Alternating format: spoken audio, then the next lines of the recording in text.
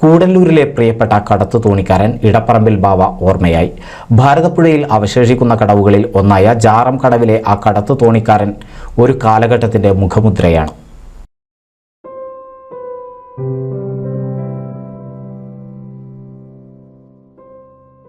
കൂടല്ലൂർ പുഴയുടെ ആഴവും ഓളവും അത്രമേലധികം തൊട്ടറിഞ്ഞ ഒരു കടത്തു തോണിക്കാരനുണ്ടാകില്ല.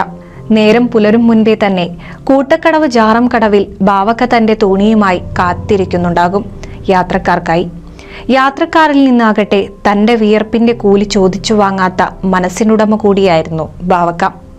യാത്രാ സൗകര്യങ്ങൾ വർദ്ധിച്ചതോടെ ആളുകൾ കുറഞ്ഞിട്ടും തന്റെ 79-ാം വയസ്സിലും തൊഴിലുപേക്ഷിക്കാൻ തയ്യാറായിരുന്നില്ല ഈ മനുഷ്യൻ.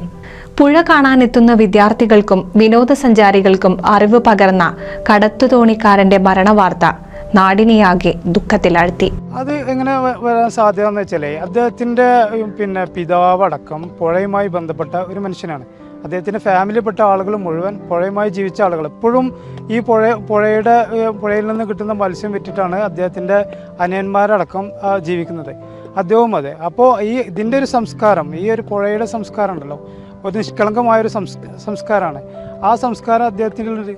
അത് തന്നെയാണ് അദ്ദേഹത്തിൻ്റെ മികച്ച ഒരു ക്വാളിറ്റി ആയിട്ട് നമുക്ക് തോന്നിയിട്ടുള്ളത്. കുട്ടികളുമായിട്ട് സംവദിക്കുമ്പോൾ അദ്ദേഹം ഒരു കുട്ടിയായിട്ട് മാറുന്നത് നമ്മൾ ശ്രദ്ധിച്ചിട്ടുണ്ട്.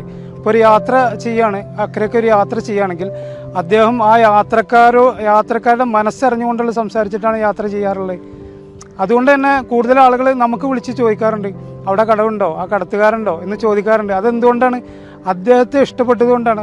അദ്ദേഹത്തിൻ്റെ സംസാരവും ശൈലിയും ഒരു ഗ്രാമീണ രീതിയിലുള്ള സംസാരമൊക്കെ ആളുകൾക്ക് ഇഷ്ടമാണ്. ഇപ്പം ഈ ബുദ്ധിമുട്ടുള്ള കാര്യം ഒരാഴ്ച വരെ ഞങ്ങളാരും അറിഞ്ഞില്ല. ഇപ്പോൾ മിനിഞ്ഞാന്നാണ് ഞാൻ അവിടെ നിന്ന് പോയി കണ്ടത്, കാണാനില്ല എന്ന് വിചാരിച്ചിട്ട്. അവിടെ ചെന്ന് നോക്കുമ്പോൾ യാതൊരു കുഴപ്പമില്ല, എനിക്കൊരു ചെറിയ പരുങ്ങലിലാണെന്ന് പറഞ്ഞു. പിന്നെ ഞാനൊന്നും മുണ്ടിയില്ല, അങ്ങോട്ട് പോന്നു. അങ്ങനെയാണ് എന്ത് കാര്യത്തിനും അധ്വാനം, നല്ല അധ്വാനിക്കും. ഇരിക്കുന്ന പണിയില്ല. ഇവിടെ വരും, ചായ കുടിക്കും, അപ്പോഴത്തേനും അവിടുന്ന് ആൾക്കാർ വിളിക്കും, അങ്ങോട്ട് പോവും. അതൊക്കെ തന്നെയാണ്. കഴിഞ്ഞ മാർച്ച് 25-നായിരുന്നു അവസാനമായി യാത്രക്കാരുമായി തോണി തുഴഞ്ഞത്. അസുഖബാധിതനായ ഭാവക്കയുടെ മരണം കഴിഞ്ഞ ദിവസം ഉച്ചയോടെയായിരുന്നു.